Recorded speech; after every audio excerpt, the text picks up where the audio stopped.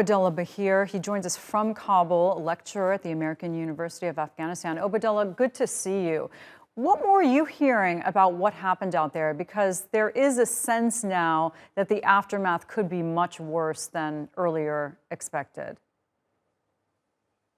Well, one of the issues that we constantly see is the underreporting of casualties. So the fact that we hear 16 to 18 people having been killed on one side, but the actual numbers might actually be above 40. The question here is as to how sophisticated this attack was, how targeted it was. This was right after a gathering of the Taliban in Herat, from which Maulawi Ansari, who's a very prominent figure in Herat and a very outspoken ally of the Taliban from the days of the Republic till date, he was supposed to lead the sermon. We hear that he was attacked while entering the mosque, so they targeted him while he had his own security as well. So this adds another layer to it, where even when the emirate or the Taliban are trying to protect these scholars or these allies, groups such as ISKP are still finding ways to get rid of them. Yeah, the Taliban's policies absolutely have their opponents, and we've seen other attacks that were organized against the Taliban. But the groups that are opposed themselves, just how organized are they together? I don't think they need to be that organized, because you need to be as prepared as your opponent and or more. The fact that the Taliban are still during their earliest stages of understanding counterinsurgency, becoming the security apparatus, that means that there are a lot of loopholes that can be exploited. It's just ironic because in a way, the Taliban are those who came up with these tactics that are being used against them now. I think that there has to be a very serious discussion, and maybe the Taliban can borrow expertise from abroad to understand exactly how these explosives are making it to these cities, how to better police the city. But then again, like, running an insurgency is easy because all you have to do is conduct one blast every week or every other week. But being a state or a government means that you have to guarantee security every hour of the day, every day of the week, and so on, which the Taliban apparently are failing at. The Taliban's #1 promise to the people of Afghanistan was security. You'll be able to just lead a normal life without war at this point. When things like this happen, these bombings, just, when people least expect it, how does that affect them and their view of security now? Look, obviously people are worried, but we shouldn't ring the panic bells yet, because the scale of the killings through the past few years, the 2 decades, were just unbelievable. So these numbers pale in comparison.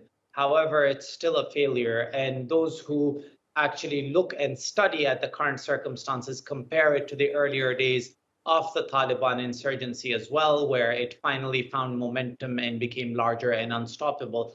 So people are worried of that happening. But I guess there is no tangible opposition or alternative to the Taliban that can take over from the Taliban. So whatever will exist in Afghanistan will only appeal to very small populations and not be very nationwide popular.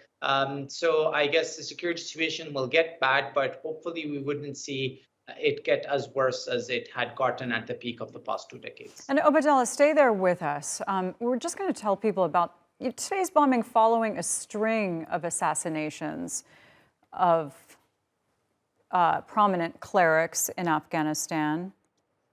They're targeting pro-Taliban religious figures. Mujib Rahman is the 4th religious leader with close ties to the government, who's been killed in the last 2 months. On August 17th, an attack on a Kabul mosque killed cleric Amir Muhammad Kabuli. That explosion also killed 20 worshippers. No group claimed responsibility for it. Just days before that, another prominent religious leader, Rahimullah Haqqani, was killed in a suicide bombing. Haqqani was a vocal critic of Daesh-K, a regional affiliate of the Daesh terror group that carried out the attack. In July, Sardar Wali Saqib was shot dead outside his house in Kabul. The Taliban blamed Daesh for the attack, but the group has not taken responsibility.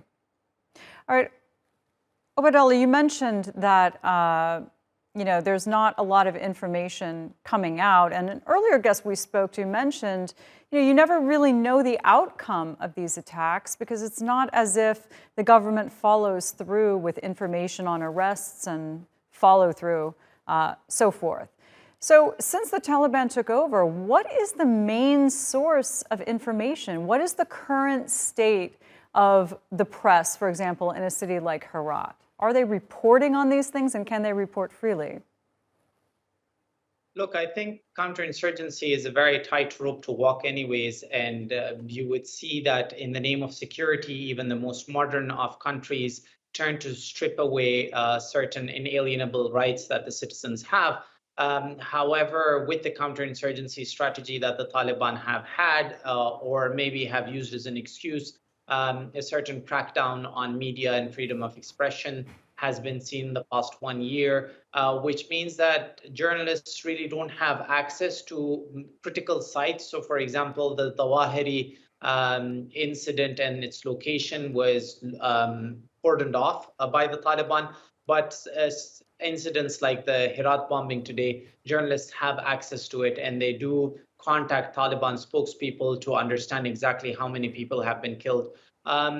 I think one thing to notice is David Kilcullen, who's a major thinker and writer about counterinsurgency.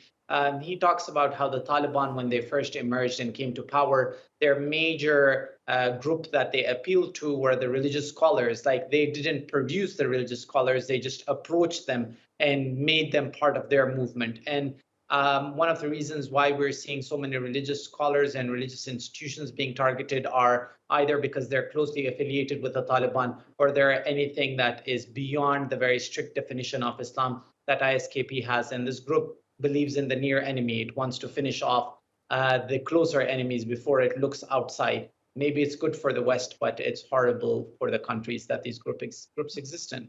All right, Obaidullah Baheer, good to talk to you.